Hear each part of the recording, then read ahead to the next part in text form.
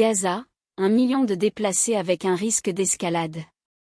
Environ 1 million de personnes ont été déplacées dans la bande de Gaza, a indiqué hier l'Agence de l'ONU pour les réfugiés palestiniens, UNRWA.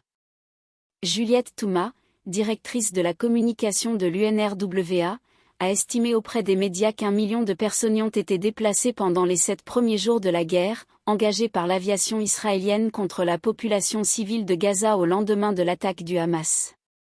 Elle a ajouté, je cite, « La directrice de la communication de l'agence de l'ONU, le chiffre va probablement monter puisque les gens continuent de quitter leur maison, dans les raids continus de l'aviation ». Fin de citation.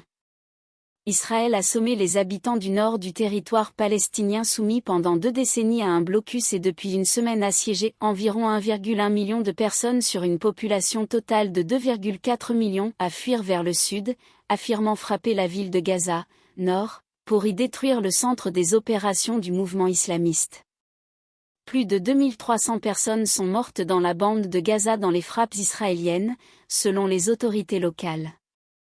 Plus de 1300 personnes ont été tuées en Israël lors de l'attaque des commandos du Hamas, durant laquelle 126 personnes ont également été capturées, selon les estimations. Gaza, les États-Unis piégés par la promesse d'une réponse forte. Le président Biden a déclaré sur la chaîne américaine CBS que toute tentative d'occuper la bande de Gaza serait une grave erreur.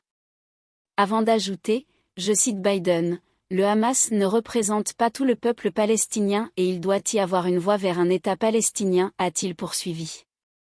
Quant au secrétaire d'État américain, Anthony Blinken, qui doit retourner en Israël lundi pour une 2e visite en une semaine, a rejeté la possibilité que les Palestiniens soient expulsés de la bande de Gaza.